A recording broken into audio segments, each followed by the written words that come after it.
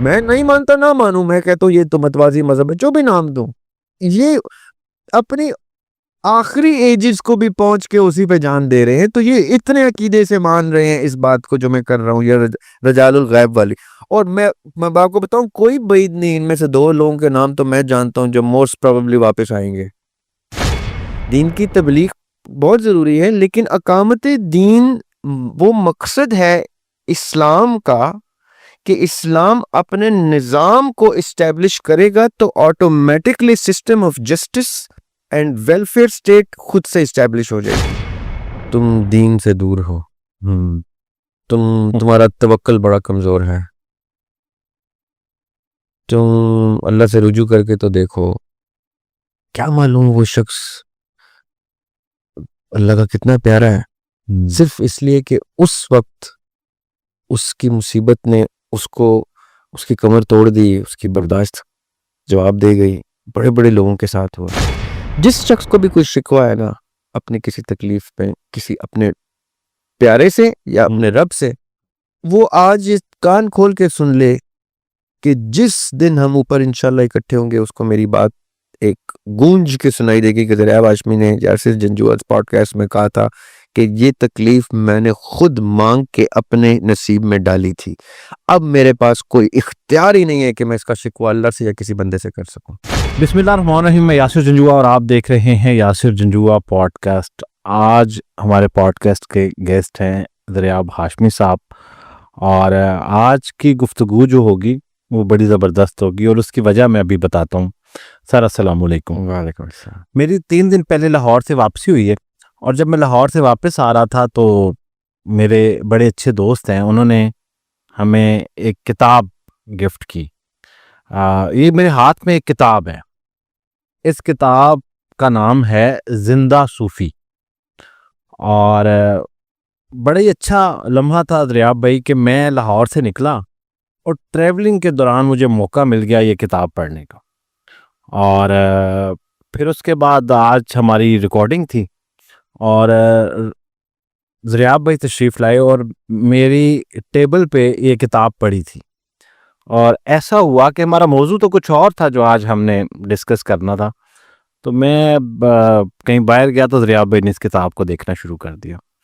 اچھا، تب سے ہم اس کو دیکھ رہے ہیں، اور جو ریکارڈنگ رات کو 2 بجے ہونی تھی وہ ریکارڈنگ ہو رہی ہے صبح کے 6:30 بجے. اسی دوران ہم نے سیری بھی کی.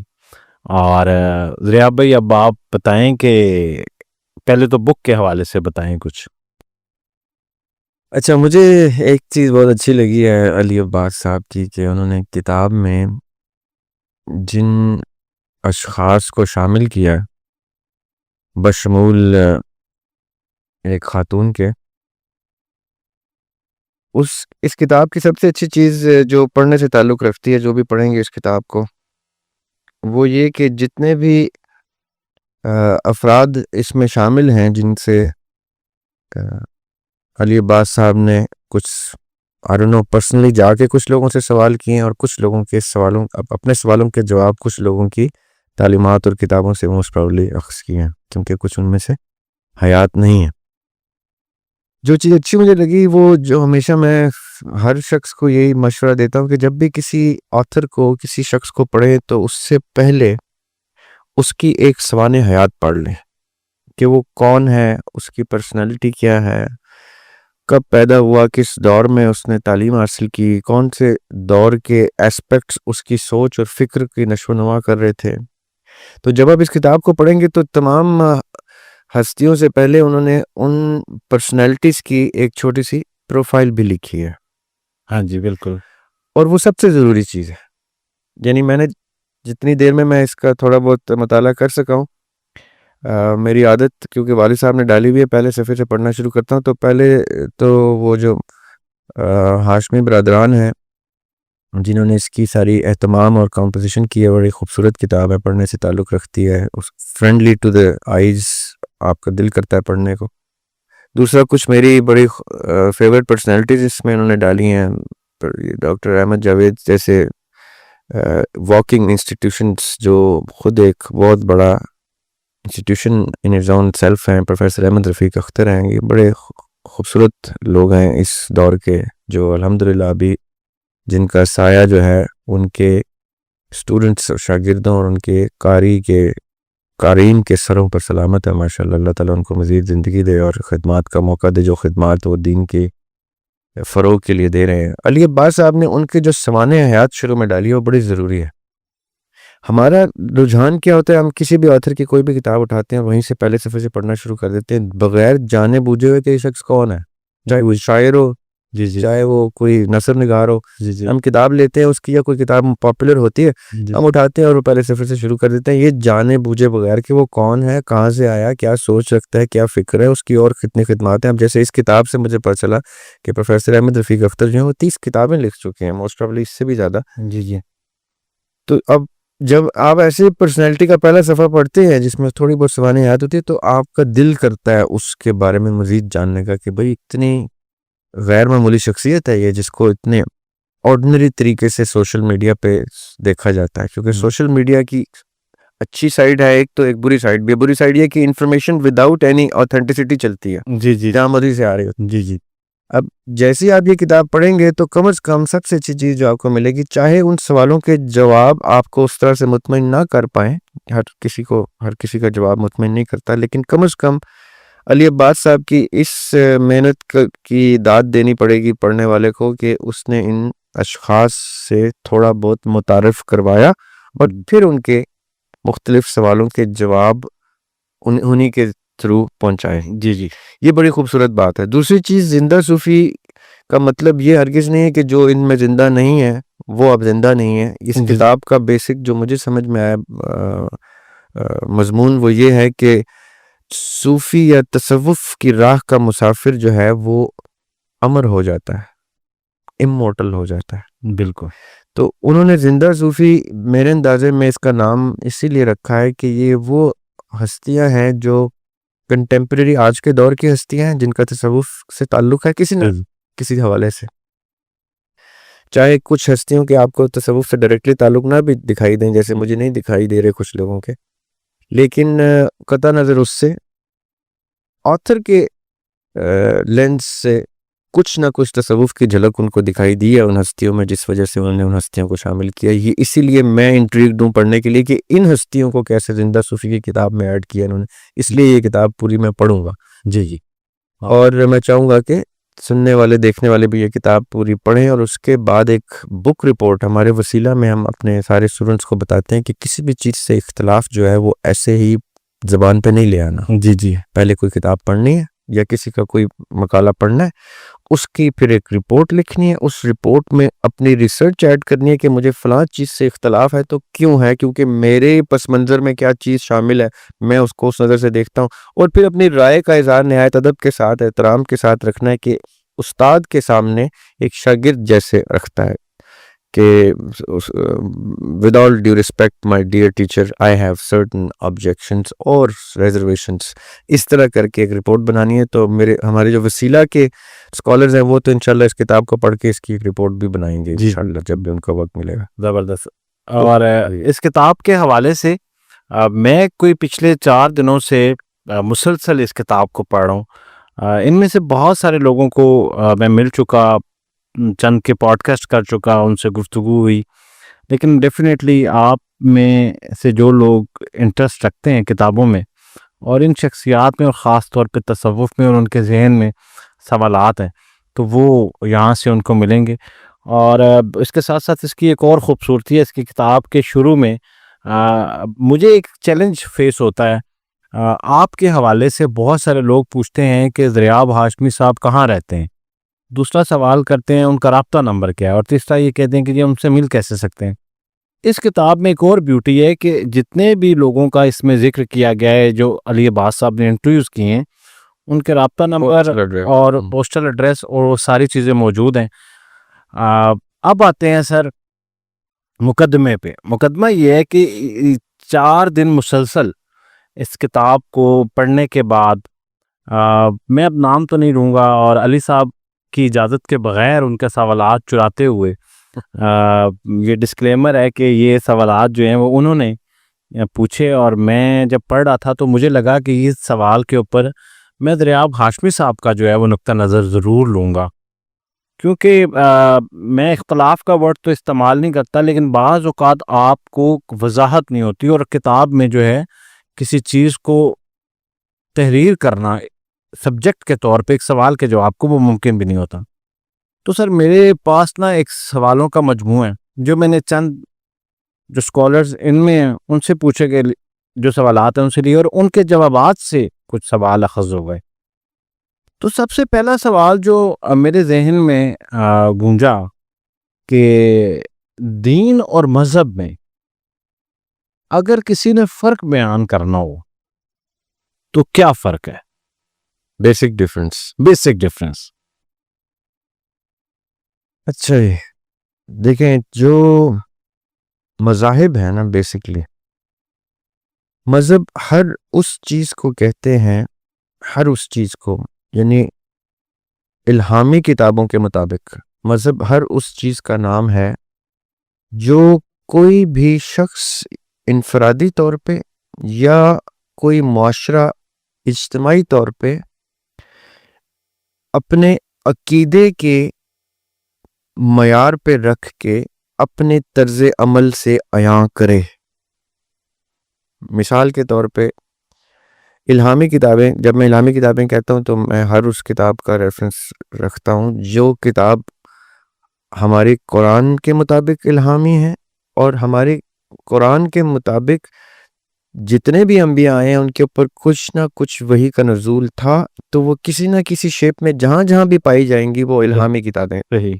اور تمام الہامی کتابوں کا ایک کامنلٹی ضرور ہے کہ وہ کسی بھی ایسی چیز کو، چاہے وہ خدا ہے یا نہیں، اگر اس کو اس لیول پہ، اس معیار پہ رکھ دیتا ہے کوئی شخص کہ وہ معیار اس کے عقیدے کا حصہ اور عقیدت کا حصہ بن کے اس کے طرز عمل میں آ جائے، تو وہ جانتے نہ جانتے ہوئے اس مذہب کا پیروکار بن جاتا ہے. اس لیے الہامی کتاب بڑے اسٹریٹ فارورڈ کہتی ہے کہ یہ نہ ہو کہ تم خالق کو تصور میں رکھ کے عبادت کرتے ہو، مگر تمہاری عبادت کے دوران تمہاری توجہ بھی اگر کسی اور ایسپیکٹ پہ چلی جاتی ہے تو وہ تمہارے خدا کا تعین کر دیتی ہے. یعنی احیاء العلوم ایک کتاب ہے جس میں امام غزالی جو ہیں ایک باب انہوں نے باندھا ہے شرک خفی کے اوپر، مخفی چھپے ہوئے شرک کے اوپر. بڑا خطرناک چیپٹر ہے وہ. ٹھیک ہے. اس میں وہ کہتے ہیں، اس کا میں آپ کو مفہوم بتا دیتا ہوں کیونکہ وہ بڑی سیر حاصل گفتگو کی انہوں نے یہاں تک کہا ہے کہ اگر کوئی شخص نماز کے دوران 2 سجدوں میں عموماً 3 سے 5 سیکنڈ کا گیپ دیتا ہے اکیلے میں، لیکن اگر کمرے میں کوئی اور شخص داخل ہو جاتا ہے اور اس کی وجہ سے وہ 3 سے 5 سیکنڈ کو طویل کر دیتا ہے اور 7 سے 8 سیکنڈ تک پہ لے جاتا ہے، یعنی 1 سیکنڈ بھی بڑھا دیتا ہے کہ دیکھنے والا اس کی عبادت سے متاثر ہو، تو امام غزالی کہتے ہیں کہ یہ باقی کے سیکنڈ کا سجدہ اس شخص کو ہو گیا. اس لیول کا چھپا ہوا شرک آئیڈینٹیفائی کرتے ہیں وہ احیاء العلوم میں. اب اس سے اختلاف کیا جا سکتا ہے، لیکن یہ بڑی گہری نگاہ سے امام غزالی دیکھ رہے ہیں شرک کو.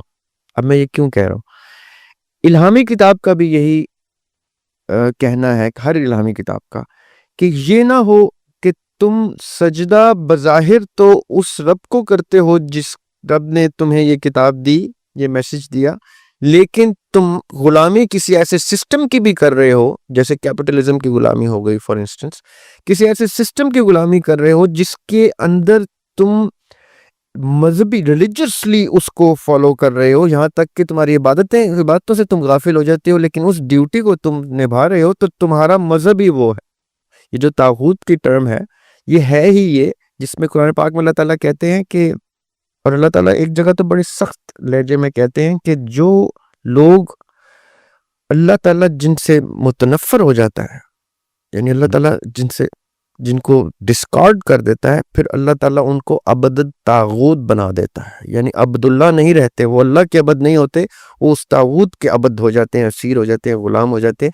چاہے پھر وہ کوئی بھی طاغوت ہو، دولت ہو، مال ہو، شہرت ہو، امارت ہو، کیپٹلزم ہو، کوئی غلامی ہو اپنے باس کی یا اپنے سسٹم کی یا اپنی حکومت کی یا اپنے کسی مسلک کی، جہاں جہاں پیرلل میں کسی چیز کو کی غلامی کی تو وہ آپ کا مذہب بن گیا.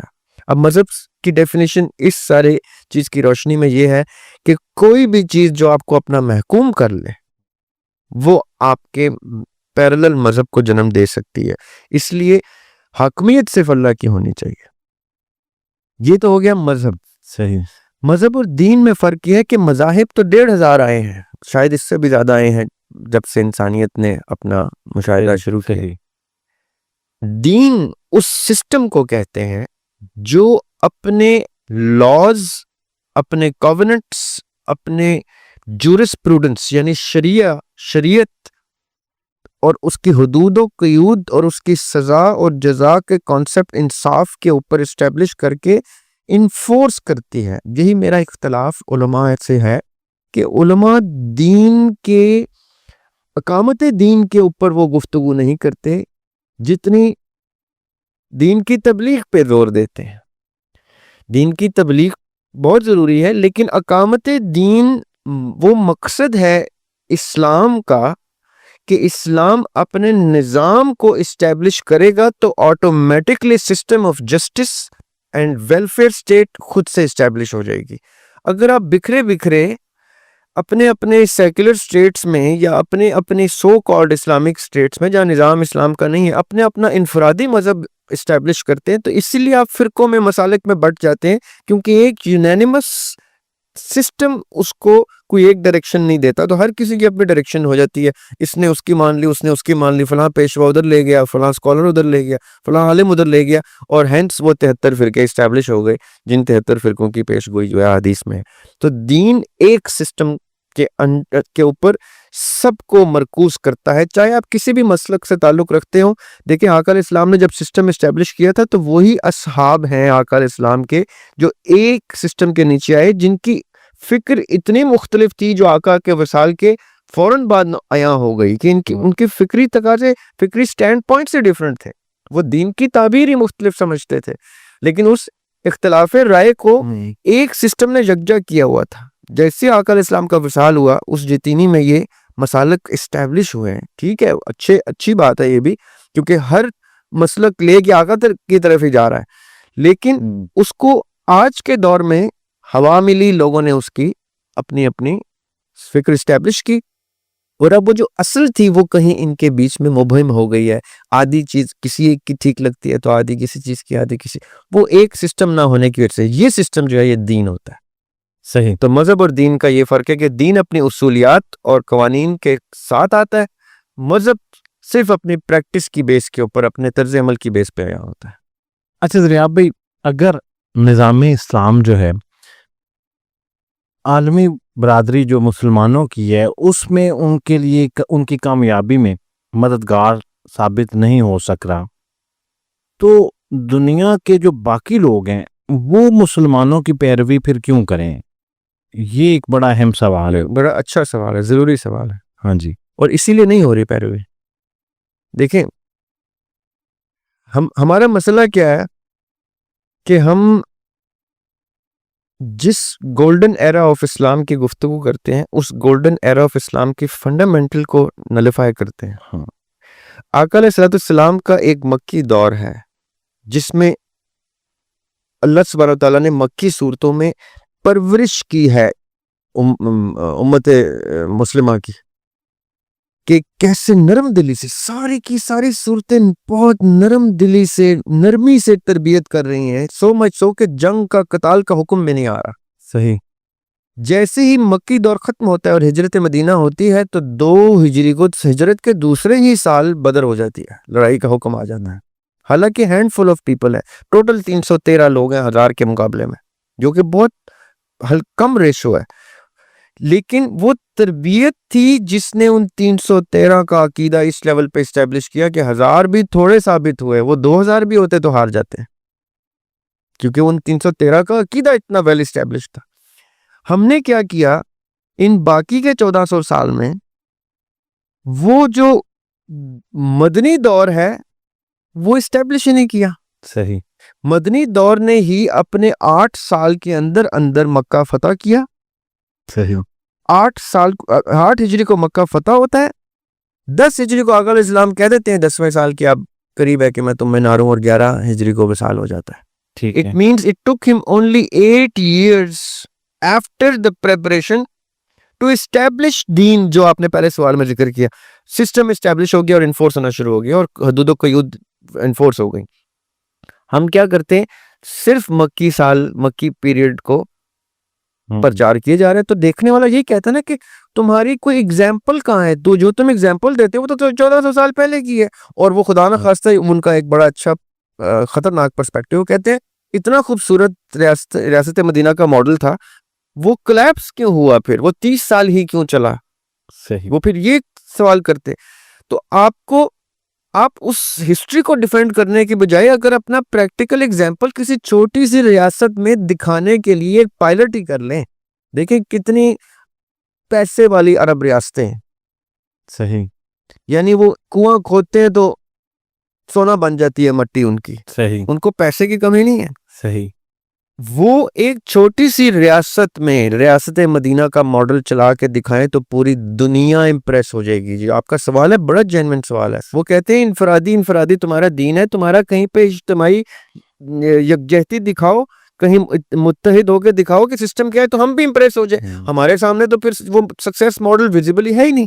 اس لیے میرا موقف جو ہے وہ علماء کو میری ریکویسٹ ہی رہتی ہے, کیونکہ ان کا اپنا ایک ویژن ہے, اپنے ایک مینیفیسٹو پہ چل رہے ہیں کہ اقامت دین پہ زور دیں اگر وہ, اور سسٹم کی ایگزامپل سیٹ کریں, چاہے کسی قصبے میں کر کے دکھا دیں پاکستان جیسے ملک کے, کسی گاؤں دیہات میں کر کے دکھا دیں, تاکہ وہ ماڈل پھر ریپلیکیٹ ہو کے دنیا کے لیے ایک ایگزامپل بن سکے.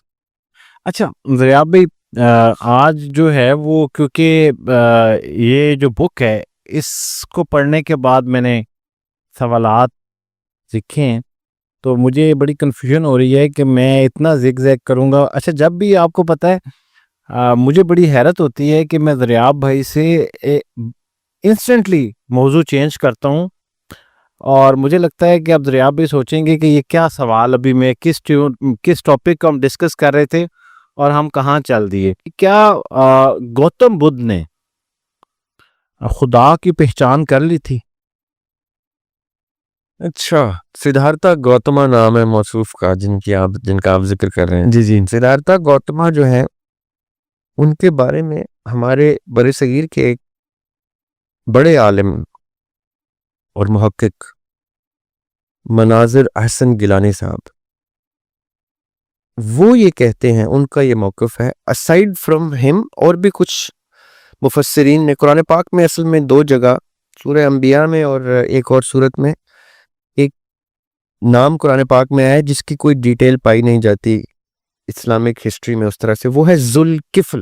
ذوالکفل کے بارے میں مناظر احسن گیلانی صاحب اپنی کتاب میں لکھتے ہیں کہ قرآن میں جو جس ذوالکفل کا ذکر ہے وہ سدھارتھا گوتما ہے. اچھا, اور ان کا ذکر انبیاء کی لسٹ میں ہے. صحیح, حیران کن بات یہ ہے. اب میں بھی اس سے اختلاف رائے رکھ سکتا ہوں, سننے والے بھی اختلاف رائے رکھ سکتے ہیں, اس لیے کوئی امیڈیٹ کامنٹ نہ آئے. میں ایک جید عالم کا ذکر کر رہا ہوں, آپ سرچ کر سکتے ہیں ان کو, مناظر احسن گیلانی, بر صغیر کے 1950s میں کہیں ان کا انتقال ہوا ہے. ان کی بڑی ہی ڈھیر ساری کتابیں ہیں, 25-30 کتابیں تو میں نے میری لسٹ فہرست میں ذہن میں آتی ہیں. اب یہ ابو ذر غفاری رضی اللہ تعالیٰ عنہ کے اوپر, ان کی سوانح حیات کے اوپر ان کی بہت پاپولر کتاب ہے. امام ابو حنیفہ کے اوپر ان کی بہت پاپولر سوانح حیات کی کتاب ہے. اور بھی بیشتر کتابیں قرآن کے اوپر, قرآن کی فارمیشن کے اوپر انہوں نے کتاب لکھی ہوئی ہے. ان کا یہ کہنا ہے کہ جو ذوالکفل ورڈ ہے اس کو وہ ریلیٹ کرتے ہیں کہ وہ کپل واستو ایک جگہ تھی جہاں کے باسی تھے سدھارتھا گوتما. سدھارتھا گوتما کے بارے میں ایک عمر میں میں نے بہت پڑھا تھا کہ وہ ایک بہت اچھی ویل آف زندگی گزارنے والے فرد تھے, اور ہندو مت کی لینیج, ان کی فیملی میں ہندوازم کا رجحان زیادہ تھا. اب ہندوازم اور بدھزم بہت ملتے جلتے ہیں, اس کی بھی تھوڑی سی ہم ڈیٹیل ڈسکس کر لیتے ہیں. سدھارتھا گوتما نے کہا کہ ان کے 3-4 بچے بھی تھے اور بڑے ویل آف تھے اور پرنس تھے وہ اپنے اس علاقے کے. शहजादे थे। एक और जगह इसी डिटेल में मनाजिर एहसन गिलानी उसको एक्सप्लेन करो आप, पढ़ने वाले जब इसको रिसर्च करेंगे तो पूरी डिटेल है कि वो कौन से गांव से ताल्लुक़ रखते थे, उस किफल जुल्किफल और कपिल वास्तव को किस तरह अरबिक में, क्योंकि कुछ अल्फाज का हज़फ हो जाते हैं, हमारी उर्दू में तो अल्फ़ाबेट ज़्यादा है, अरबी में कम है, तो जब हम कपिल वास्तव लिखते हैं तो वो अरबी में वो किफल के साउंड करता है। तो वो काफ़ी अच्छा एक रिलेशनशिप उन्होंने बना के इस्टेब्लिश किया कि सिद्धार्था गौतमा ही according to him is जुल्किफल mention in the Quran. अगर हम उनकी बात को थोड़ा सा बढ़ाएं और जुल्किफल का जिक्र कुरान पाक में सिद्धार्था गौतमा लें तो आपके सवाल का जवाब मिलता है कि हाँ, अगर जुल्किफल ही कुरान में मेंशन है तो मुसलमान के ऊपर वाजिब हो जाता है ये थोड़ी देर के लिए तस्लीम करना कि सिद्धार्था गौतमा को मार्फत रब्बी हो गई थी, क्योंकि कुरान में उनका जिक्र जिस रेफरेंस में आ रहा है, अंबिया की लिस्ट में आ रहा है, नबियों का जिक्र, और तो उन अंबिया के ऊपर तो अल्लाह ताला की मार्फत अल्लाह ताला खुद अया कर देते हैं, जिसकी वजह से नबूवत से वो सरशार होते हैं और फिर वो अपने मिशन पे लग जाते हैं। सिद्धार्था गौतमा की जो हिस्टोरियंस ने लाइफ लिखी है वो ये लिखी है कि इन्होंने अपनी अच्छी खासी वेल ऑफ जिंदगी को तर्क किया और कहा कि मैं दर्द महसूस करना चाहता हूँ, मेरी जिंदगी में तकलीफ ही नहीं है और तकलीफ के बगैर तो कोई जिंदगी नहीं है। तो उन्होंने बरस हा बरस तकलीफ में गुजारे, भूख प्यास से दूर और तमाम उन चीज़ों से दूर, और करते करते कितने बरसों के बाद बूढ़ा आ गए। तो बूढ़ा ने आके कहा कि तुम क्या चाहते हो, तो उन्होंने कहा कि चले जाओ यहाँ। बूढ़ा ने किसी को दो अपने लोगों को भेजा, सुपर नेचुरल एंटिटीज को, उन्होंने उनको भी भेज दिया। फिर करते करते उन्होंने निर्वाणा की स्टेट, जिसको हिंदुइज्म में नरमान कहते हैं, नरमान अचीव किया। वो जो निर्वाणा की जो स्टेट है वो स्टेट ही उस वजदान की है, तसव्वुफ में उस कश्फ की है जिसका आप सवाल कर रहे हैं। वो कश्फ और फिर वो वजदान और फिर वो इरफान, ये स्टेट्स हैं जो बुद्धिज्म की 3 मेजर किताबें हैं, कभी हम उसको भी डिटेल में एक्सप्लेन करेंगे। उसमें एक किताब जिक्र ही इस निर्वाण की स्टेट को करती है, निर्माण की या निर्वाणा की, जिसमें ये कश्फ वजद और इरफान होता है, जिसके बाद आपके ऊपर वो चीज़ें अया हो जाती हैं, द ग्रेटर इक्वेशन ओपन हो जाती है, फिर आपको अल्लाह ताला सब कुछ अया कर देते हैं, जो जो चीज़ें अल्लाह ताला मुनासिब समझते हैं आपके थ्रू चलाने की। तो Siddhartha Gautama is a very very important character in the history of the east, इस साइड का, सही, और in the history of Quran when you talk about जुल्किफल। तो फिर अगर हम मनाजिर एहसन गिलानी की रिसर्च के ऊपर थोड़ा सा एक्सपेंड करें तो हमें सिद्धार्था गौतमा तो one of our own list of profits में उनका नाम आ जाता है। अब it's debatable but it's something written by a very very big person, बड़ा नाम है इनका, बड़ी खिदमत है इनकी दीन की, मनाजिर एहसन गिलानी की। ये अच्छा अदरिया भाई, अभी आप तकलीफ की बात करें तो किसी शख्स को कैसे पता चले कि उस पे आने वाली जो तकलीफ या परेशानी है वो कोई इम्तिहान है या वो उसके ऊपर अजाब है, ये कोई आइडेंटिफाई कर सकता है? ये अच्छा सवाल है। इसका मुझे कुछ बुजुर्गों से मेरी लड़कपन के टाइम में मैंने कुछ बुजुर्गों से इसका एक सादा सा जवाब ले लिया था जो मेरे लिए अप्लीकेबल है, मैं उसके ऊपर मुतमईन हूँ। सही, वो ये है कि जो तकलीफ आपको अल्लाह की तरफ ले जाए, जिस तकलीफ में आप अल्लाह से रुजू करें, वो आपका इम्तिहान है, और जो तकलीफ आपको अल्लाह से मुतनफ़र कर दे, दूर कर दे, वो तकलीफ आपकी सज़ा है। अब तकलीफ तो सब पे आती हैं, जब जब आपकी कोई तकलीफ आपको अल्लाह के करीब करेगी, समझ लेना कि वो आपका इम्तिहान है। ये मुझे बुजुर्गों ने बोला था। और जब जब आपकी कोई तकलीफ अल्लाह ताला से शिकवे की स्टेटस पे ले आए आपको, तो समझ लें कि आप के ऊपर सजा बन के आया, वो आपका ईमान आश्कार करने के आया। इतनी सी तुम्हारी वो थी, सब्र का पैमाना था कि इतनी सी तकलीफ पे लबरेज हो गया। तो ये लबरेज होते ही साबित कर देगा कि ये सजा बन के आई थी तकलीफ, और वो पैमाना जब लबरेज नहीं होगा और आप फिर भी साबिर और शाकिर हो जाएंगे, तो इसका मतलब है आपको अल्लाह ताला ने इम्तिहान वालों की लिस्ट में डाला है, जो अल्लाह के प्यारे होते हैं। अल्लाह ताला इम्तिहान में अपने प्यारों को डालता है और सजा में अपने प्यारों को नहीं डालता। तो ये तो ज़रियाब भाई, आजकल जो है वो आपने शायद नोटिस किया है कि शिकायत का जो सिलसिला है वो तो बड़ा बढ़ता जा रहा है। हमें बहन भाइयों से भी शिकायत है, दोस्तों से भी शिकायत है, सबॉर्डिनेट को बॉस से शिकायत है, बॉस को सबॉर्डिनेट से शिकायत है, सास को बहू से शिकायत है, और शिकायत का یہ درجہ بڑھتے بڑھتے بعض اوقات انسان جو ہے وہ خدا سے بھی شکایت کرنے لگتا ہے کہ اس کی زندگی میں جو اسے چاہیے تھا وہ حصول نہیں ہو سکا. تو یہ اتنی بڑھتی ہوئی معاشرتی شکایات، آپ کو کیا لگتا ہے کہ یہ کہاں سے اتنا زیادہ ریشو ہو گیا اس کا؟ دیکھیں، میں جتنا بھی لوگوں سے، اساتذہ سے، علماء سے، باشعور لوگوں سے اس سوال کا جواب سنتا ہوں سوشل میڈیا پہ اور کتابوں میں، میرا ایک گلہ رہتا ہے ان بڑی ہستیوں سے، بڑی جرأت جسارت کے ساتھ. یہ کہنا بڑا آسان ہے یاسر بھائی کہ تم دین سے دور ہو، تمہارا توکل بڑا کمزور ہے، تم اللہ سے رجوع کر کے تو دیکھو. کیا معلوم وہ شخص اللہ کا کتنا پیارا ہے، صرف اس لیے کہ اس وقت اس کی مصیبت نے اس کی کمر توڑ دی، اس کی برداشت جواب دے گئی. بڑے بڑے لوگوں کے ساتھ ہوا. ایسا نہیں کہ میں نام نہیں لینا چاہتا، قرآن نے بڑی بڑی ہستیوں کا ذکر کیا ہے جہاں بڑے بڑے نام جو ہیں وہ اپنی تکالیف میں آ کے وہ صبر کا دامن چھوڑ گئے. صحیح. ہم تو کچھ بھی نہیں ہیں، ہم تو بڑے عاجز سے وہ طالب علم لوگ ہیں جو طالب علمی میں ہی مر جاتے ہیں. ہمارے اوپر جب اللہ تعالیٰ کی آیت اترتی ہے نا کہ اللہ تعالیٰ کہتے ہیں کہ میں تم سے امتحان لوں گا، تمہارا مال، تمہاری جان، تمہارا بلیسنگز، نعمتیں چھین کے. اسی آیت میں اللہ تعالیٰ کہتے ہیں اور خوشخبری سنا دو صبر کرنے والوں کو. اب وہ آیت سب کو سمجھ میں آتی ہے، سب اسی ٹیسٹ سے گزرتے ہیں. اپنے پیارے ہم نے سب نے دفنائے ہیں، ہم نے مال جاتے بھی دیکھا ہے، ہم نے بیماریاں بھی دیکھی ہیں، جان جاتے بھی دیکھی ہیں اپنے پیاروں کی. تو ہم نے کچھ شکوہ تو نہیں کیا ہے سچ. وہ جو تھوڑا بہت سوال جنریٹ ہوتا ہے انسان کے اندر، وہ بڑا جائز سا نیچرل سوال ہے. اللہ تعالیٰ کی تخلیق ہے، ہم اللہ تعالیٰ نے ہمیں بنایا ہے، اللہ تعالیٰ کو پتہ ہے کہ میں اس کو دباؤں گا تو چیخ نکلے گی. صحیح. یہ چیخ میرے اندازے میں اللہ کو بڑی پسند ہے، کیونکہ میں اگر وہ کسی گورے نے بڑی خوبصورت بات کی ہے کہ جس شخص کو آپ تکلیف میں یاد کرتے ہیں وہ آپ سے سب سے زیادہ محبت کرتا ہے.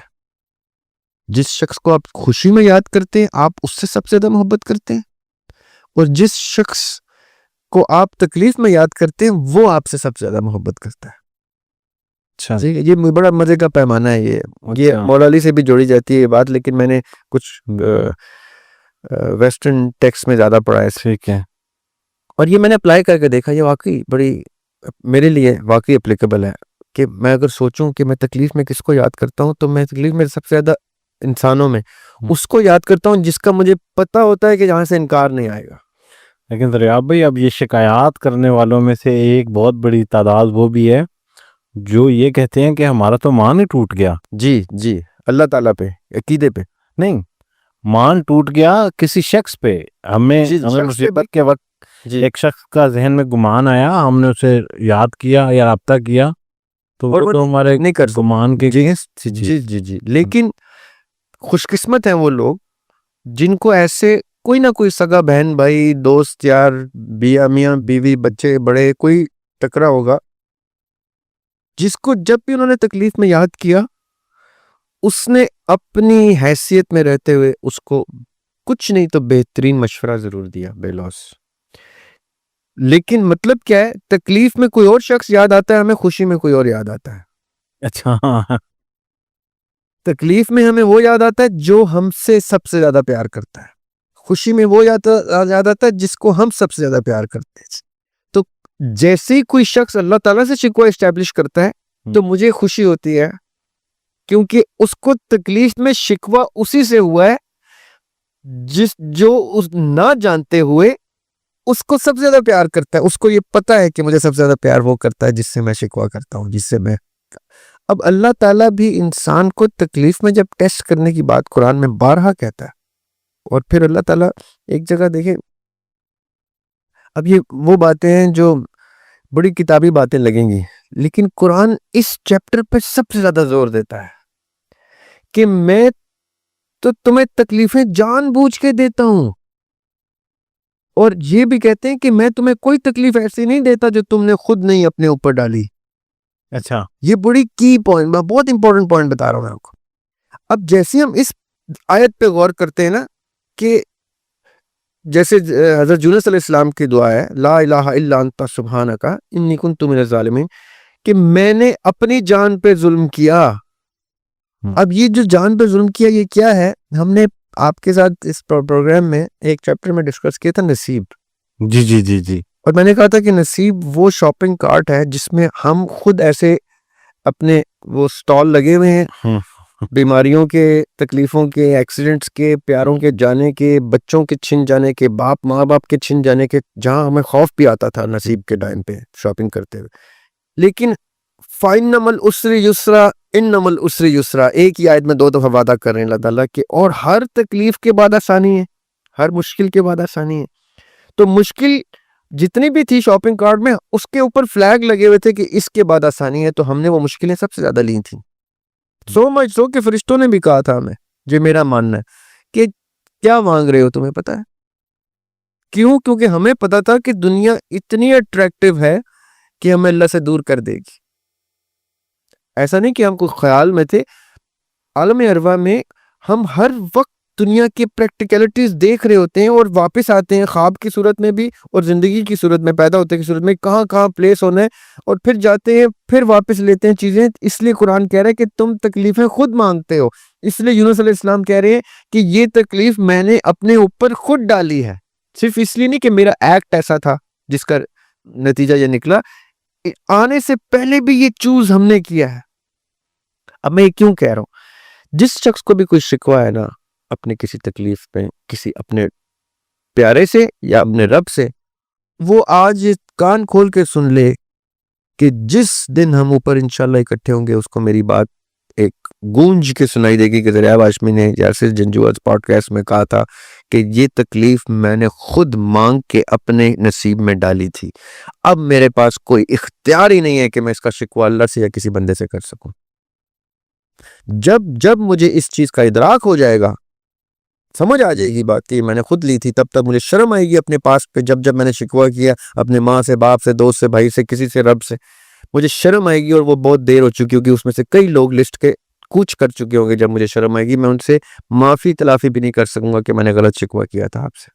یہ شکوہ مجھے اپنے آپ سے کرنا تھا. قرآن کھول کے کہہ رہا تھا لا الہ الا انت سبحانک انی کنت من الظالمین, اپنی جان پہ میں نے خود ظلم کیا. تب جا کے مچھلی سے باہر آئے تھے یونس علیہ السلام, جب تسلیم کروایا اللہ نے کہ تم نے خود چوز کیا اپنے لیے, یہ تم نے لی ہے مصیبت, مجھے کیوں شکوہ کرتے ہو, مجھ سے مدد بھی کس لیے مانگتے ہو, جب تم نے خود سے یہ ایک ڈیوریشن تک رکھی تھی کہ 3 مہینے تک مجھے بیمار رکھیں گے آپ, تو وہ 3 مہینے تو پورے ہونے دو نا, 1.5 مہینے بعد مجھ سے شکوہ کیسے کرتے ہو؟ اٹس لائک میں کہوں کہ جی مجھے ایک جیل میں 3 مہینے کے لیے قید کر دیں, آپ مجھے جیل میں ڈالتے ہیں اور تیسرے دن میری بات سوچ میں کہتا باہر نکالو, آپ کہیں گے یار تو یہ تم نے خود اپنے اوپر ڈالی ہے, تم نے choose to do that. Now at least have the patience, the صبر ٹو گو تھرو اٹ, کیونکہ اس کے بعد جو آسانی ہے تمہیں اس ٹائم نظر آئی تھی جب تم نے یہ تکلیف مانگی تھی. اب تکلیف کے دوران تمہیں وہ آسانی کی یقین, توکل چلا گیا ہے. توکل کا مطلب ہی یہ ہے کہ آپ کو پتہ ہو ہر اس احکام حکم کا جو قرآن میں عیاں کر دیا ہے آپ پہ اللہ تعالیٰ نے, کہ اس کتاب کو پڑھنے کے بعد جیسے بھائی میں قرآن پاک پڑھ کے گھبرا جاتا ہوں, کیونکہ مجھے وہ اتنا ایکسپوز کرتا ہے قرآن کہ مجھے اپنی ریسنٹ پاسٹ کی بھی غلطیاں اور ڈسٹنٹ پاسٹ تو ویسے ہی دور جاہلیت نظر آتا ہے. جو دم غافل سو دم کافر, وہ غفلت کے سارے سانس لیے ہوئے کفر کے سانس نظر آتے ہیں, کیونکہ جب آپ کے اوپر حق عیاں ہونا شروع ہوتا ہے تو آپ صرف نادم اور شرمندہ ہی ہوتے ہیں کہ میں کیا کرتا رہا. اچھے لوگوں کی بات کر رہا ہوں کہ وہ اپنے شکووں کو بھی اپنے گناہ کی لسٹ میں ڈال دیتے ہیں کہ ہم نے رب سے شکوہ کیوں کیا تھا, یہ تو ہم نے خود مانگا تھا. Every single painful thing that we face in life is our own chosen pain when we were coming on this planet. اور یہ تو کمنگ کی بات کی ہے, ہم جب سوتے بھی ہیں نا تو ہماری روحیں واپس جاتی ہیں, وہ تجدید عہد کر کے آتی ہیں. جب کوئی انسان اگر چلیں ہم ایک لمحے کے لیے اس کو یہ مانتے ہیں کہ انسان پہ آنے والی تکلیف جو ہے وہ اس کا ذاتی انتخاب ہے، تو کیا ہر انسان جو ہے وہ اپنی تکلیف کا انتخاب کرتے ہوئے اپنی کیپیسٹی بھی گیج کر رہا ہوتا ہے، یا یہ کیپیسٹی خدا کا انتخاب ہے کہ وہ چاہتا ہے کہ یار یہ تو بیوقوف ہے، کہیں اتنا ہی بوجھ نہ لے لے کہ برداشت نہ کر سکے؟ کیا خوبصورت سوال کیا آپ نے، آج داد بنتی ہے آپ کے سوال پہ۔ اللہ تعالیٰ قرآن پاک میں سورہ احزاب میں کہتے ہیں، واہ واہ واہ سبحان اللہ، کہ ہم نے پہاڑوں سے بھی جب کہا کہ قرآن کا بوجھ اٹھاؤ گے، تو پہاڑوں نے کہا کہ نہیں ہم نہیں اٹھا سکتے، اور انسان نے کہا کہ میں اٹھا لیتا ہوں۔ اور اس آیت کے اینڈ میں کیا ہے، اور انسان بہت کم جانتا ہے کہ وہ کتنا بڑا بوجھ اٹھا رہا ہے، جی جی جو آپ نے سوال کیا۔ صحیح۔ اس وقت یاسر بھائی جب دیکھیں میں پھر عالم ارواح کی بات کروں گا تو لوگ کہیں گے ساری لوگوں کو پتہ نہیں ہے عالم ارواح کی گریوٹی کا، میں اس لیے پریکٹیکل اگزامپل دیتا ہوں۔ میں جب چھوٹا تھا، نہیں آپ ایسے بات نہیں کرتے تو لوگ اعتراض کرنے تو مجھے اپنے والد صاحب کو خوش کرنے کا بہت دل کرتا تھا۔ کیسے کہ میرے والد صاحب کوئی ٹارگٹ رکھ دینا، اگر ہم تینوں بھائیوں کا، بہن تو بہت چھوٹی تھی، تو تینوں بھائیوں کے لیے نا ایک چیلنج ہوتا تھا، اور میرے دونوں بھائی اللہ تعالیٰ نے اتنے کوئی گفٹڈ رکھے ہوئے ہیں ماشاءاللہ کہ میں ہمیشہ ان کے چراغ کے نیچے ہی پایا جاتا تھا اندھیرے میں۔ صحیح۔ نہ میں کبھی جرت کرتا تھا ان کی روشنی کے برابر آنے کی، نہ مجھے اللہ تعالیٰ نے جرت جسارت دی، نہ سکت دی، میں نے ان کو اپنے سے زیادہ ہی قابل پایا، اور الحمدللہ وہ میرے لیے مشعل راہ بن کے ہی روشن ہے ماشاءاللہ۔ اللہ تعالیٰ ان کو مزید اس علم سے نوازے اور فہم و فراست سے۔ اس وقت میرا کیا ڈیزائر ہوتا تھا کہ چلو اگر میں ان کے برابر بھی آ گیا تو والد صاحب مجھے اس لسٹ میں لے آئیں گے جس لسٹ میں ان کے معیار بہت سیویئرلی ہائی ہوتے تھے، ہم بڑی کمن ڈال کے بھی ان کے معیار تک نہیں پہنچ سکتے تھے، لیکن ایم کیا ہوتا تھا کہ اس ٹارگٹ کو اچیو کریں۔ صحیح۔ یہ تو والد صاحب ہے، میں پریکٹیکل اگزامپل دے رہا ہوں۔ اب ہم عالم ارواح میں آ جائیں تو ہمارے والد صاحب ہمارا وہ سینٹر آف اٹینشن نہیں تھے، ہمارے رب کے ساتھ فیس ٹو فیس تھے۔ قرآن کہتا ہے کہ میں نے ارواح کو سامنے رکھا، کوئی فرشتہ نہیں ہے بیچ میں، ہم اللہ کے ساتھ ڈائریکٹ ڈائلاگ میں تھے۔ اے زندگی وہ خواب تیرے بعد ہے کہ نہیں؟ واہ۔ اس وقت ہم اللہ تعالیٰ کے ساتھ اس طرح تھے کہ یا اللہ یہ ہم دیکھ رہے ہیں کیا ہو رہا ہے، اور آپ دیکھنا میرے اوپر سارے بوجھ ڈال دینا، 10 لوگوں کا ڈال دینا، 20 لوگوں کا ڈال دینا، میں امت کا بوجھ لے کے آتا ہوں، میں عالم کا بوجھ لے کے آتا ہوں، میں کانٹیننٹ کا، کچھ کسی نے کیا، یہ جو رجال الغیب ہے نا جن کے بارے میں اہل تصوف کہتے ہیں رجال الغیب کون ہے، یہ اس میں ذکر ہوگا انشاءاللہ اس کا، جو غوث قطب ابدال قلندر ولی، یہ جو پوری چین ہے، یہ وہ رجال الغیب ہیں جو آج بھی بقول ان کے اپنے وہ ٹاسکس نبھا رہی ہیں جن کا وعدہ وہ عالم ارواح میں کر کے یہاں پہ وصال دیکھ کے سرکولیٹ ری اینٹر ہو رہے ہیں۔ اب میں نہیں بھی مانتا ان کی باتوں کو، تو یہ تو مانتے ہیں نا، یہ اب زندگی اس پہ گزار رہے ہیں۔ میں نہیں مانتا، نہ مانوں، میں کہتا ہوں یہ تو متوازی مذہب ہے، جو بھی نام دوں، یہ اپنی آخری ایجز کو بھی پہنچ کے اسی پہ جان دے رہے ہیں، تو یہ اتنے عقیدے سے مان رہے ہیں اس بات کو جو میں کر رہا ہوں، یہ رجال الغیب والی۔ اور میں آپ کو بتاؤں کوئی بعید نہیں، ان میں سے 2 لوگوں کے نام تو میں جانتا ہوں جو موسٹ پروبیبلی واپس آئیں گے۔ اچھا، میں 2 لوگوں کی اپنے آپ کو، وہ خود نہیں مانیں گے، ان کے سامنے بیٹھ کے آپ کے دریاب ہاشمی ایک بندہ جی وہ کہتا ہے کہ پروفیسر احمد رفیق اختر سے مجھے توقع ہے اور احمد جاوید صاحب سے توقع ہے کہ یہ کوئی ٹاسک لے کے واپس آئیں گے تو وہ کہیں گے توبہ نعوذ باللہ ہم تو بڑے عاجز لوگ ہیں، کیونکہ بیسکلی جینوینلی کوئی ان کا کوئی کنیکشن ہے۔ لیکن یہ وہ لوگ ہوتے ہیں جو واپس آتے ہیں۔ جی میں کیوں کہہ رہا ہوں، یہ جو تکلیفیں ہیں یہ نہ صرف اپنے اوپر ہم لیتے ہیں، بڑے بڑے دعوے کرتے ہیں، اور یہاں پہ آ کے ہمیں اتنی سی چٹکی بھی کوئی کاٹ جاتا ہے نا تو ہم کہتے ہیں وہ یہ کیا کر دیا اللہ میاں، یا اللہ شفا دے دے، معاف کر دے، شفا دے دے، معاف کر دے۔ ہم کہتے ہیں اتر جائیں جلدے۔ یہ سدھارتھا گوتما نے کیا کیا تھا؟ He stopped eating, he stopped drinking، یہ ایک پوز میں بیٹھ گئے، اور کچھ روایات کہتی ہیں 300 برس بیٹھے رہے، 3 دن کا بھوکا مر جاتا ہے۔ وہ کیا سٹیٹ آف مائنڈ ہے نروانا کی جس میں ان کو ہیومن انیٹمی ڈیفائی کر دے رہے ہیں۔ وہ کہ جی سائنس نہیں اس کے اوپر لاگو ہوتی، تو سائنس کون سے معجزے پہ کبھی لاگو ہوئی ہے؟ دریا بھائی، ابھی آپ جب ذکر کر رہے تھے تو اس کتاب میں زندہ صوفی جتنے بھی لوگوں کا ذکر ہوا، چند حیات نہیں بھی ہیں، تو ایسا کیوں محسوس ہوتا ہے اس کتاب کے اوپر چھپنے والی تصاویر کو دیکھنے کے بعد کہ یہ لوگ بھی وہی بات کر رہے ہیں جو کہ تصوف کے پریکٹیشنر ہیں، زیادہ تر لوگ وہی شریعت کے اوپر بات کرنے والے لوگ بھی بات کریں کہیں نہ کہیں جا کے، بلکہ حتمی طور پہ ہماری منزل جو ہے وہ ایک ہی ہے، لیکن ہمیں یہ ایک دو سٹریمز کیسے بن گئیں؟ اسکیچ کیوں ڈیولپ ہوتا ہے ایسے کہ یہ کوئی اور نظریہ پیش کر رہے ہیں یا کسی اور مذہب کی بات کر رہے ہیں، وہ کسی اور مذہب کی بات کریں، حالانکہ ہمارا مذہب تو ایک ہی ہے، اسی خدا کو ہم مانتے ہیں، اسی پیغمبر صلی اللہ علیہ وسلم کو ہم مانتے ہیں، وہی ہمارا رستہ ہے، تو پھر یہ دو سٹریمز کیسے ڈیولپ ہو رہی ہیں؟ یہ بڑا اہم نقطہ ہے۔ دیکھیں جو تصوف کی سٹریم ہے نا، وہ تو تب سے ہے جب پہلی کتاب بھی نہیں آئی تھی، کتاب کی صورت میں، وحی کی صورت ہے۔ صحیح۔ خیر پہلی وحی تو، وحی کا جو کانسیپٹ ہے وہ تو آدم علیہ السلام سے ہی اس کی ابتدا ہو جاتی ہے، کیونکہ وہ بھی اللہ کے پیغمبر ہیں، پہلے پیغمبر۔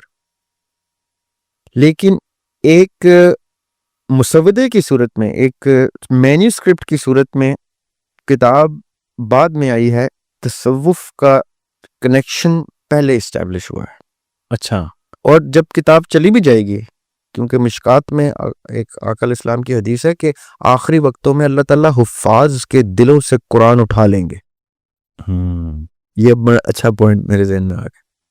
لیٹس اسیوم یاسر بھائی خطرناک بات کرنے لگا ہوں، اللہ تعالیٰ حفظ و امان میں رکھے ہم سب کو۔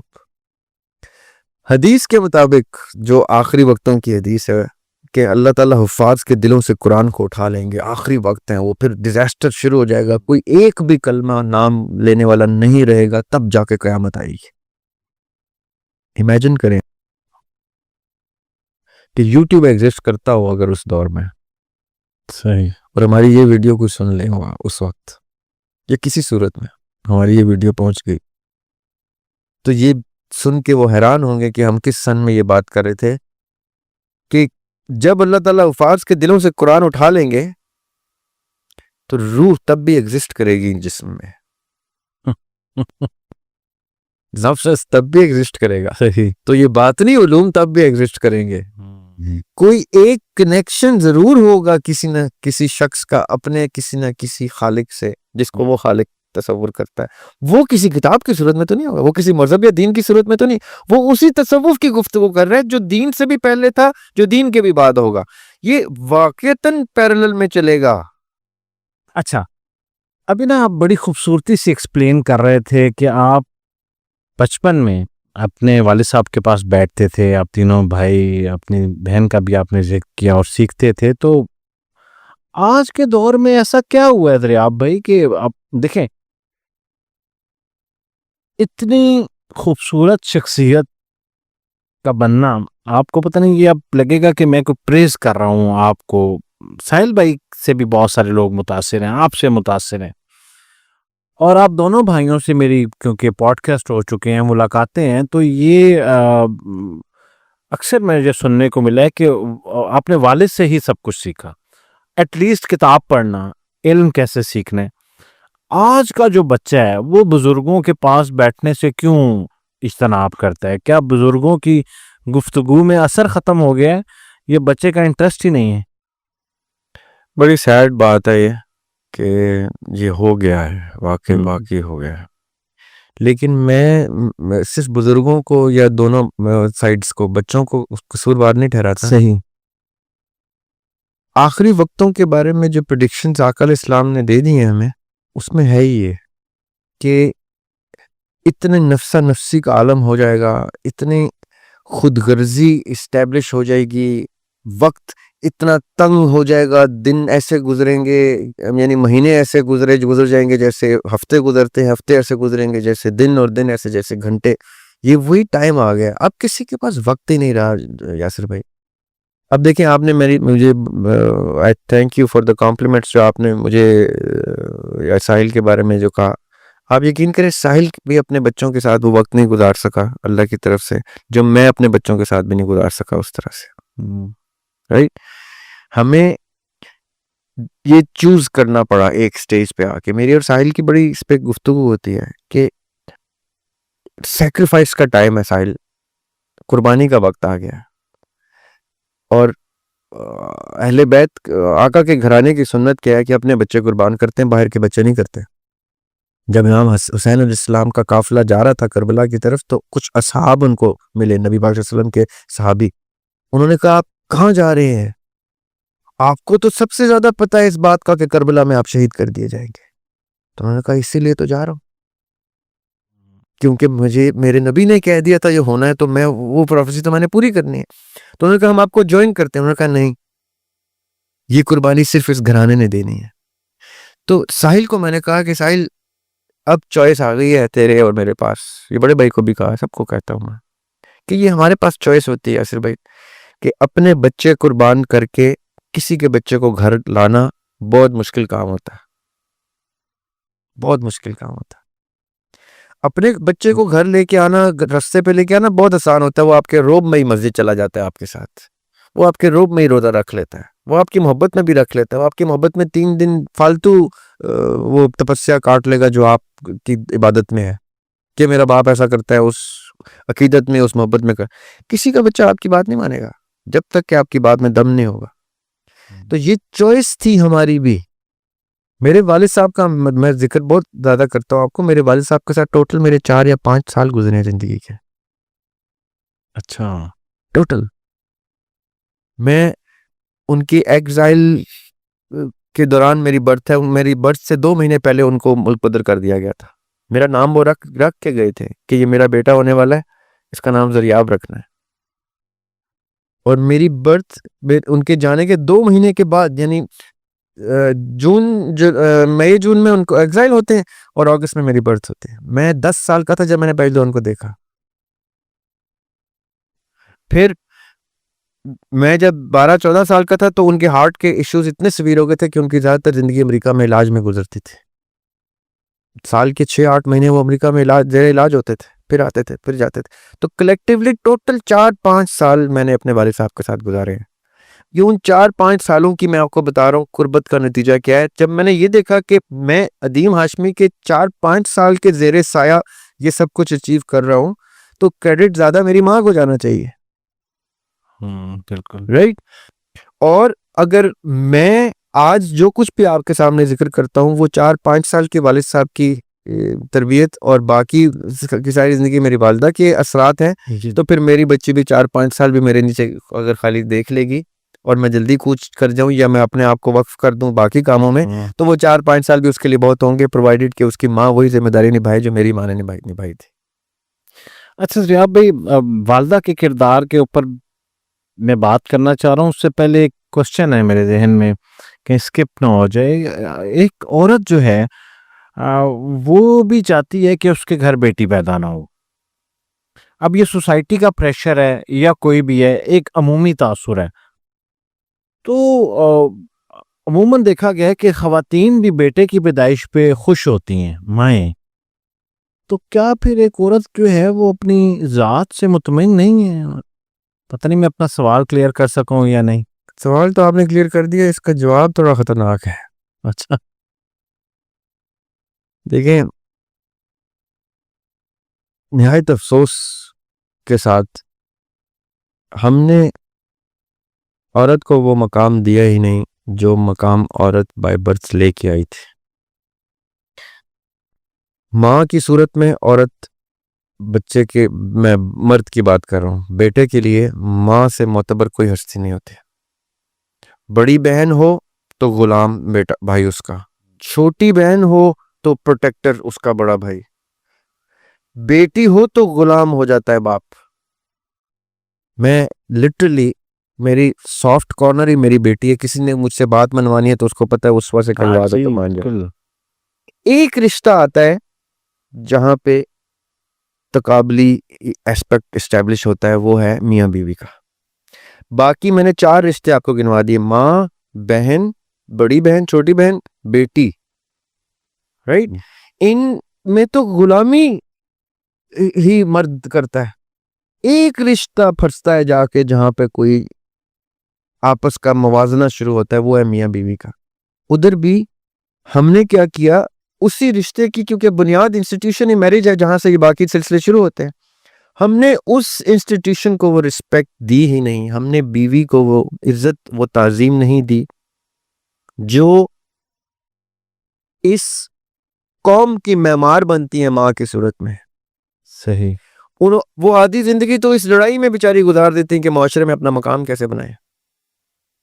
جب تک وہ ہماری بیوی نہیں ہوتی، اللہ معاف کرے، ہم اس کو سوائے ان 3 رشتوں کی کوئی ویلیو بھی نہیں دیتے۔ یعنی کسی کی بہن، کسی کی بیٹی، کسی کی ماں کے لیے ہم وہ عزت نہیں رکھتے جو اپنی ماں بہن بیٹی کو دیتے ہیں۔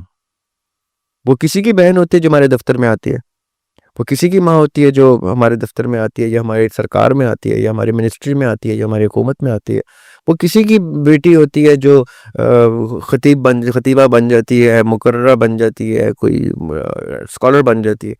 ہم اس کو کوئی ویلیو نہیں دیتے ہیں، ہم اس کو صرف تب ویلیو دیتے ہیں جب وہ میری سگی ماں ہے، جب وہ میری سگی بہن ہے، جب وہ میری سگی بیٹی ہے، اور جب وہ میری بیوی بھی ہوتی ہے ہم اس کو عزت نہیں دیتے۔ ہم بڑے غلط لوگ ہیں جو مرد حضرات ہیں، اور کلپریٹ بھی ہم ہی ہیں۔ ایک دور تھا اس کو کہتے تھے میٹری آرکس، اس میں عورت رول کرتی تھی، مرد غلام تھا۔ اس کی ڈیٹیل میں کبھی ہم جائیں گے، وہ بہت سخت دور تھا مرد ذات کے اوپر۔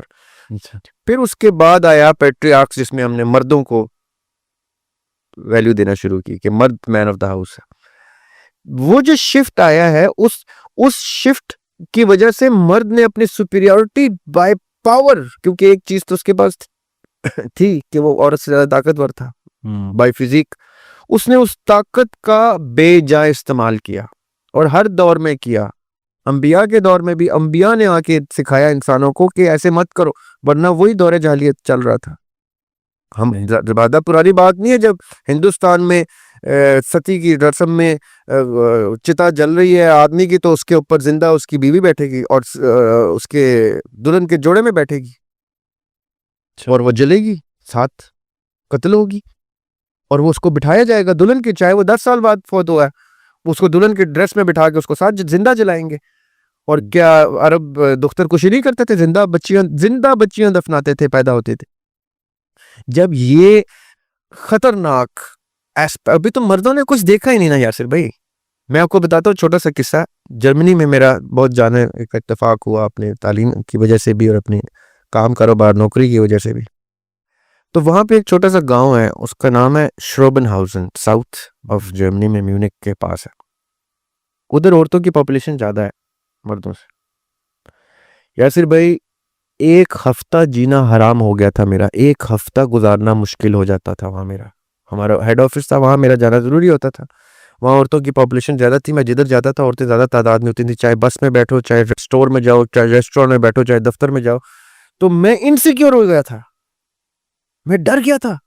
میں بار میں جاتا تھا وہاں کافی پینے کے لیے، کیونکہ وہاں پہ کافی پارلر جو ہیں وہ زیادہ دیر نہیں کھلتے تھے، تو جو بار ہوتی تھی وہ کھلتی تھی، تو میں وہاں کافی پینے جاتا تھا۔ تو میرے جو گورے دوست بن جاتے تھے بار ٹینڈر، وہ کہتے یہ کون آدمی جو شراب نہیں پیتا، آگے صرف کافی پیتا رہتا ہے، ساری رات لیپ ٹاپ کھولا ہوتا ہے، کام کرتا رہتا ہے۔ تو مجھے چھیڑتے تھے، کہتے تھے تو کون سے ملک سے آیا تھا؟ پاکستان سے۔ تو کیا تو یہ کافی پینے آتا ہے بار میں، شرم نہیں آتی تھی؟ وہ طنز کرتے تھے۔ میں کہتا یار میں اس لیے کافی پینے آتا کیونکہ تمہاری بار ساری رات کھلی رہتی، کافی پارلر بند ہو جاتے، میں نے رات کو کام کرنا ہوتا۔ تو وہ مجھے چھیڑتے کیسے تھے؟ وہ دیکھتے تھے جب عورتوں کی پاپولیشن زیادہ ہو گئی نا اس بار میں، تو میری انسیکیورٹی ان کو نظر آتی تھی۔ تو مجھے کہتے we can see the insecurity on your face.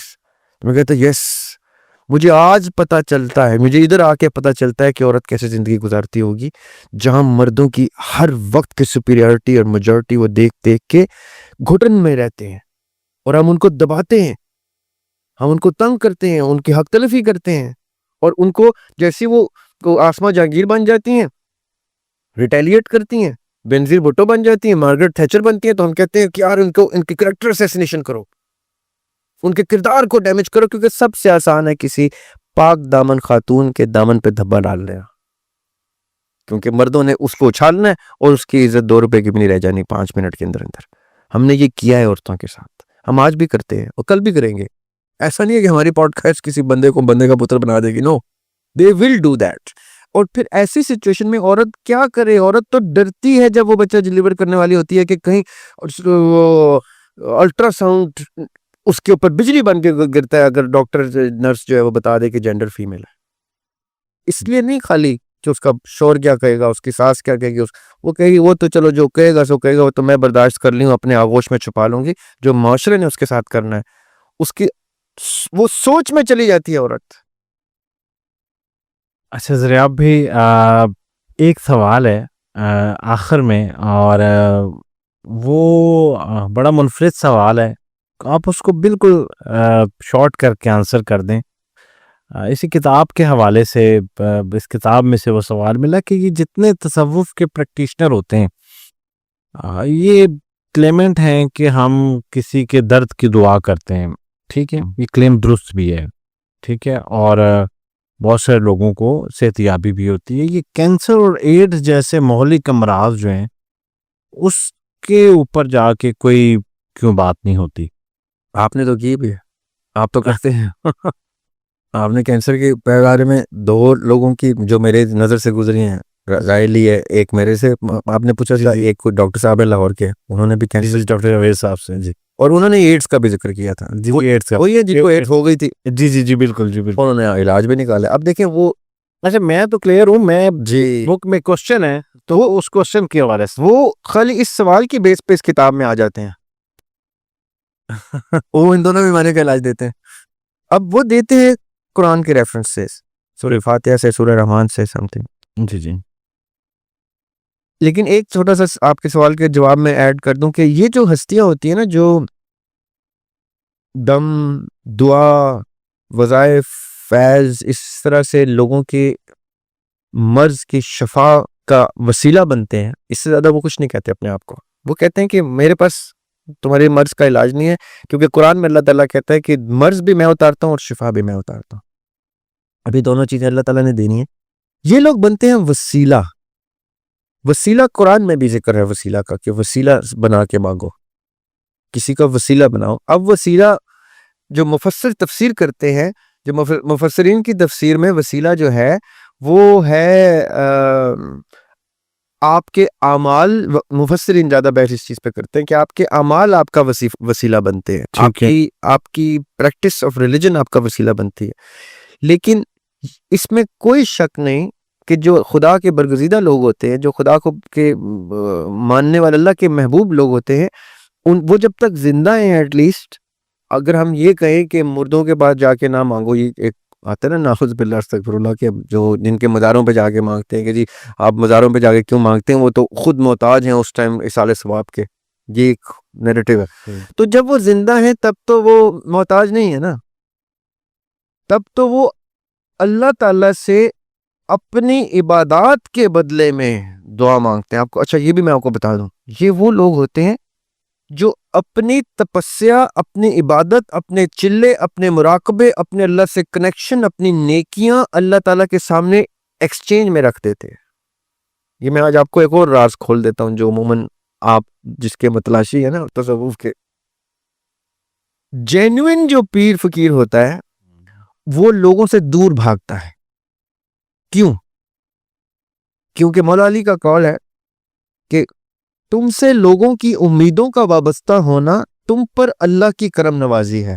یعنی تمہارا کوئی کمال نہیں ہے کہ لوگ تم سے امید رکھ رہے ہیں, یہ اللہ نے تم پہ کوئی کرم کر دیا کہ کوئی تم سے کہہ رہا ہے میرا بچہ نہیں ہو رہا, یا میرا بچہ گم ہو گیا, یا میرا کام نہیں لگ رہا, کاروبار نہیں ہو رہا, میرے لیے دعا کریں پیر صاحب. تو وہ پھنس جاتے ہیں, وہ کہتے ہیں اس بندے نے میرے کو مانگ لیا, ہوں میں کچھ نہ کچھ کرنا, پیسے نہیں تھے, میں اس قابل ہی نہیں ہوں. اللہ تعالیٰ نے بھیجا ہے تو اللہ کی کرم نوازی ہے مجھ پہ کہ وہ مجھ سے امیدیں وابستہ کر رہا ہے. مولا علی نے یہ ایک سٹیٹمنٹ دے دی ہے. اب وہ اس کو خالی ہاتھ نہیں بھیج سکتا. اب وہ دل ہی دل میں، اس کو تو نہیں بتا سکتا، اب وہ دل ہی دل میں کیا کرتا ہے، اللہ تعالیٰ سے نا اپنی کوئی نیکیاں ریکال کرتا ہے کہ اچھا میں نے یہ کیا تھا، میں نے وہ کیا تھا، میں نے اتنے چلے کاٹے تھے، یا اللہ جو کچھ میں نے کیا تھا نا اس کا اتنا پرسنٹ میں نے اس کے سوال کے جواب کی نظر کر دیا، میری اتنی عبادتیں لے لے، اس کا خالی ہاتھ نہیں بھیجنا. یہ اگر خالی ہاتھ چلا جائے گا تو وہ جو فضل والا چیپٹر ہے وہ بند ہو جائے گا میرا. تو اب ایک ٹائم آتا ہے ان کو اپنی وہ جتنی باتیں انہوں نے کی ہیں وہ یاد ہوتی ہیں کہ وہ تو پوری ہو گئی، وہ پھر بھاگ جاتے ہیں وہاں سے، اور وہ پھر غاروں میں گھستے ہیں، چلا گاہوں میں گھستے ہیں، اپنا ریپلینش کرتے ہیں اپنی نیکیاں، اور وظائف گنتے ہیں اتنے 100 دفعہ، اتنے 1000 دفعہ، یہ اتنے وہ چلے کرنے پھر لوگوں کے پاس واپس آتے ہیں کہ میں اتنا پھر ساز و سامان لے آیا ہوں تمہارے لیے. بتاتے نہیں ہیں، میں آپ کو وہ پردے کے پیچھے کی چیز دکھا صحیح. کہ اب مانگو کیا مانگتے ہو. وہ آتے جی یہ چیز یہ، وہ کہتے ہیں اچھا، پھر وہ جو بانٹتے ہیں جب وہ دیتے ہیں اور وہ چلے جاتے ہیں، ان کو نہیں پتا دعا پوری ہوئی ہے کہ نہیں ہوئی، ان کو گارنٹی ہے کہ پوری ہوگی کیونکہ میں جو چیزیں کر کے آیا ہوں وہ انہی لوگوں کے لیے کر کے آیا ہوں. پھر وہ اپنا کھاتا لکھتے ہیں، مجھے کہتے ہیں نا حساب کر رہے، وہ حساب نہیں کر رہے ہوتے، وہ اپنے کوڈ ورڈز میں لکھ رہے ہوتے ہیں کہ اس نے یہ چیز مانگ لیا، میں نے یہ اتنی دفعہ یہ کرنی ہے، میں نے ابو اتنے چلے یہ کاٹنے اتنے وہ کرنے. پھر جیسے وہ دعا کر پھر وہ کہتے ہیں پیر صاحب تھے غیبت چلے گئے، پیر صاحب تھے چلے گئے، پیر صاحب کدھر چلے گئے، پیر صاحب ٹائم ٹریول کر گئے تھے کدھر چلے گئے، وہ جدھر بھی گئے وہ گئے ہیں اپنا اکاؤنٹ ریچارج کرنے کے لیے، جس اکاؤنٹ میں ان کی ساری عبادتیں ہی لوگوں کے لیے وقف ہو گئی. اب مجھے بتائیں اتنے کوئی خاص لوگ ہیں جو میرے آپ جیسے بندے کے لیے ان کے صرف در پہ جانے کے لیے اپنی کتنی عبادتیں اپنے سر پہ لے لیتے ہیں، وہ کوئی عام لوگ ہیں. میرا سگا بھائی کر جائے، سگا باپ کر جائے، بڑی بات ہے. میں کہہ دوں والد صاحب آپ نے اگلی 50 سال کی 30 سال کی زندگی 10 سال کی زندگی کی باتیں مجھے دینی ہو کہ گا بھائی اور کچھ مانگ لے، جداد لے لے، زمین لے لے، کوٹھی سے لے لے، میری آخرت کیوں خراب کر رہے ہیں. یہ اپنی آخرت داؤ پہ لگانے کے لیے تیار ہے آپ کے لیے. ان کو میں کیوں نہ خاص آدمی کہوں، چاہے میرا اس اسکول سے ہی کوئی اختلاف ہو، میں کو اسکول سے اختلاف اپنی طرف، یہ جو ادا ہے اس کی یہ مجھے اتنی پسند آ گئی ہے، اللہ تعالیٰ کو کتنی پسند آئی ہوگی. میں تو عام تھا عاجز آدمی. ونڈرفل. آپ لوگوں نے یقیناً آج کے سوالات کو بہت انجوائے کیا ہوگا، اور آج بڑی زبردست گفتگو تھی. اس کتاب کو جو سوالات آج میں کر رہا تھا ان کے پتہ نہیں کاپی رائٹ ہیں یا نہیں ہیں، کیونکہ وہ سوالات بنیادی طور پہ علی عباس صاحب نے مختلف اسکالرز سے پوچھے ہیں، اور ان کی ایک جو دوسری سائیڈ ہے وہ میں نے دریاب ہاشمی صاحب سے آج پوچھی. آپ اس کتاب کو ضرور پڑھیں. اس کتاب میں کیے جانے والے سوالات سے ملنے والے جوابات شاید آپ کی بھی رہنمائی کریں، اور یہ ایک بہت ہی زبردست کتاب ہے. اور وہ تمام لوگ جن کو آپ کہیں نہ کہیں ڈھونڈ رہے ہیں، ان سے کچھ سوالات پوچھنے چاہ رہے ہیں، تو بہت سارا کام آپ کے لیے جو ہے وہ علی عباس صاحب نے اس کتاب کی شکل میں کر رکھا ہے. سر آپ کا بہت بہت شکریہ. اور یقین جانیں کہ آج جیسے کہ اس گفتگو کے آغاز میں نے کہا کہ میں کچھ 4-5 دنوں سے اس بک کے حصار میں تھا، اور میرے ذہن میں سوالات، ابھی بھی بہت سارے سوالات ہیں، ان میں بہت سارے سوالات جو مجھے کلیئر نہیں ہوئے آنسر، وہ آپ کے پوڈ کاسٹ میں مل گئے. ہمیشہ کی طرح بہت ہی زبردست گفتگو. سر آپ کا بہت بہت شکریہ. Thank you so much.